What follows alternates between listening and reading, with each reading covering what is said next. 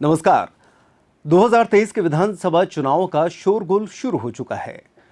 मान्यों के नेताओं के दौरे और राजधानी तक की दौड़ लगातार जारी है। इसके अलावा जनता के बीच पहुंचकर उन्हें अपना बताया जा रहा है और अपना बनाया भी जा रहा है।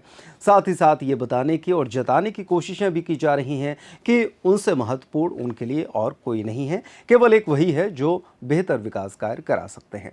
लेकिन अब जनता की बारी है। आज के इस कार्यक्रम में हम बात करेंगे दमोह जिले की विधानसभा और चर्चित विधानसभा क्षेत्र पथरिया के बारे में। नमस्कार, मैं हूं शिवेंद्र शुक्ला और पेप्टेक टाइम मध्य प्रदेश समाचार के राजपाट कार्यक्रम के अंतर्गत आप देख रहे हैं विधान पत्र, एक ऐसा कार्यक्रम जो आपको देगा आपके विधानसभा क्षेत्र की पूरी जानकारी।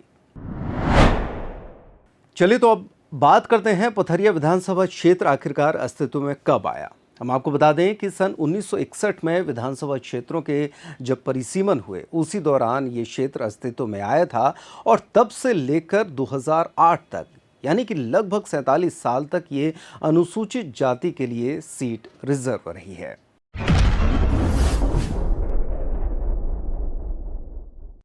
ये दमोह जिले के 4 विधानसभा क्षेत्रों में से एक है जो कि बटियागढ़ और पथरिया तहसीलों को अपने आप में समेटे है और दमोह लोकसभा क्षेत्र के अंतर्गत आता है।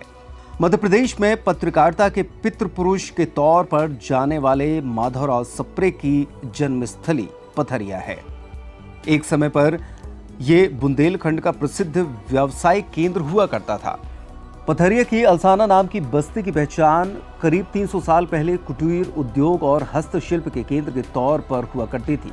यहाँ से लगभग 10 किलोमीटर दूर सतपारा में सीमेंट पत्थर की खदानें हैं और नरसिंहगढ़ में सीमेंट फैक्ट्री भी है। यहाँ रेलवे स्टेशन भी है और ये तहसील क्षेत्र है। लगभग 8 किलोमीटर की दूरी पर सूखा ग्राम में निसई जी में तारण तरण जैन मंदिर भी आस्था और पर्यटन का बड़ा केंद्र है। चलिए बात कर लेते हैं पथरिया विधानसभा क्षेत्र के मतदाताओं की। हिंदू, मुस्लिम और जैन मतदाता यहां के प्रत्याशियों की हार जीत और उनके भविष्य को तय करता है।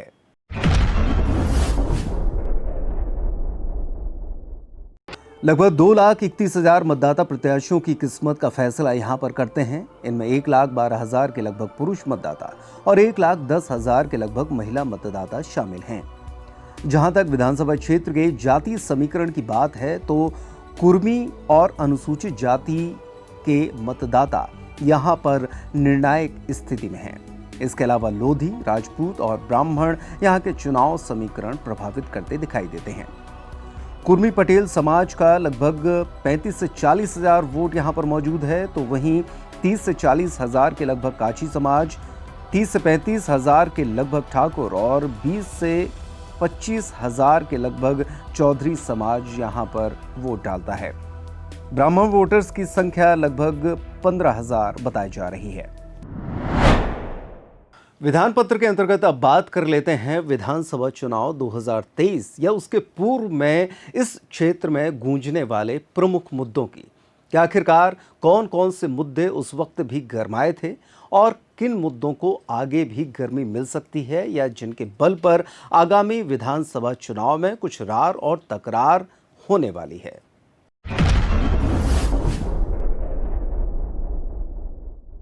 पथरिया विधानसभा क्षेत्र के अंतर्गत सीमेंट फैक्ट्री और सोयाबीन प्लांट होने के बावजूद बेरोजगारी चरम पर है। स्थानीय लोगों को रोजगार न मिलने से वे पलायन पर मजबूर हैं। इसके अलावा रेलवे स्टेशन पर प्रमुख ट्रेनों के स्टॉपेज को लेकर भी जनता कई बार मांग उठा चुकी है। मूल उद्योग के तौर पर या कारोबार के तौर पर बीड़ी बनाना, खेतीबाड़ी और पशुपालन है जिस पर अधिकांश जनता निर्भर है। आज़ादी के इतने साल बाद भी दमोह पथरिया मुख्य मार्ग पर पुल न होने के चलते बरसात में काफी दिक्कतों का सामना करना पड़ता है। कई बार जनप्रतिनिधियों से इस संबंध में मांग उठाई जा चुकी है। स्वास्थ्य और शिक्षा भी यहाँ पर अहम मुद्दा है। जल संकट भी व्यापक है। सुनार और कोपरा नदियों के बावजूद किसानों को पर्याप्त पानी मुहैया नहीं है, तो वहीं पिछड़ेपन और अभावों में यहाँ की जनता का गुजर बसर चल रहा है।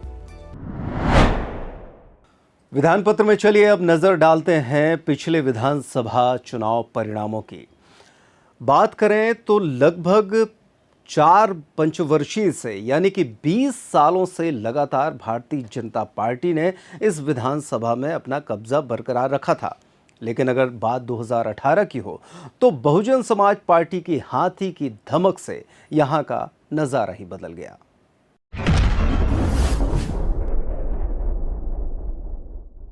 – 2018 के चुनाव में बसपा की रामबाई सिंह ने सभी आकलन और पूर्वानुमानों को ध्वस्त करते हुए कम मार्जिन से ही सही लेकिन 20 साल से कब्जे वाली भाजपा की सीट को अपने खाते में किया था और प्रदेश की एकमात्र बसपा की सीट लाने में कामयाब रही।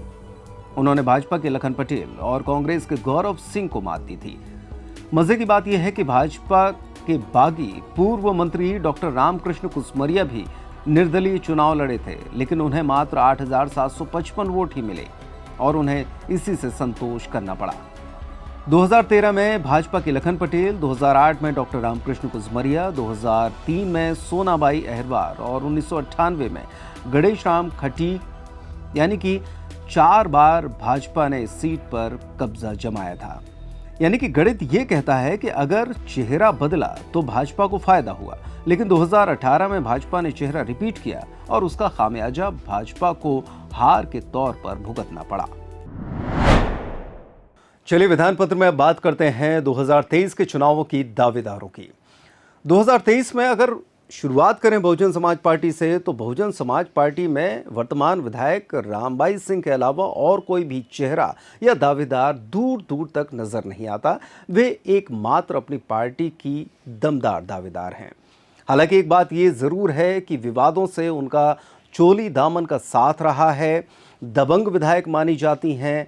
मीडिया की सुर्खियां लगातार बटोरती रहती हैं और यही वजह है कि उनके बयान अक्सर मीडिया की सुर्खियां बनते रहते हैं।